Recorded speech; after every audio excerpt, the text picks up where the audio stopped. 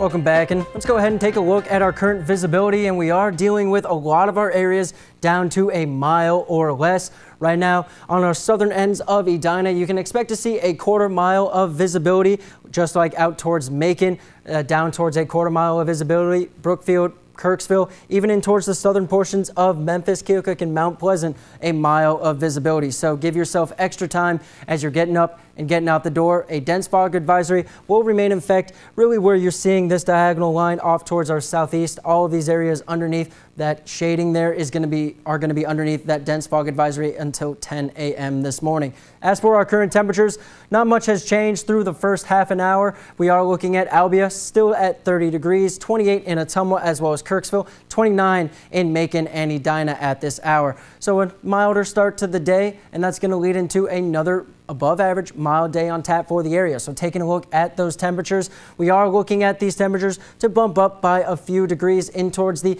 mid and even in towards the mid 40s right about that 3 p.m. hour. So we are looking at warmer temperatures than what we saw yesterday, and that's going to be a trend that continues into tomorrow as well. Now we are going to stay very cloudy today, so unfortunately not a lot of sunshine for us, and as we head in towards the evening hours, we're staying very mild as well, at least for this time of year.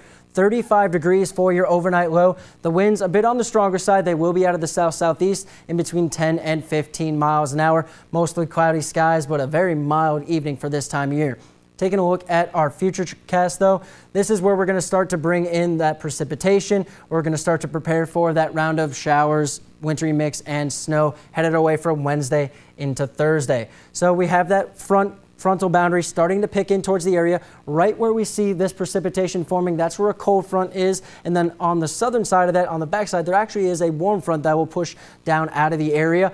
We start off with rain moving on through later in towards Thursday morning, and then as that cold front dives on through the area, that's when we start to bring in the cooler air, start to transition over in towards more of a wintry mix, and eventually into some snowfall. Really on the backside of that is when we're going to see that snowfall moving on in. So the cold front dives on through, we start to bring in this snowfall here. It will make a bit of an impact on your commute home for Thursday, so just keep an eye on road conditions for both MoDOT as well as Iowa Department of Transportation as this moves on through though. Very scattered, very fleeting snow showers is what we're expecting. We're not seeing much in the way of precipitation overall. A lot of that is going to be centralized out towards Nebraska and then in towards northern Iowa and up in towards Minnesota as well. Friday into Saturday, we have a clipper system that pulls through with a larger area of snowfall, however, much less in terms of moisture content. So another light dusting is what you would expect Friday into Saturday. Rainfall amounts, still looking at a few areas potentially getting up towards 1/4 of an inch. Most of us, though,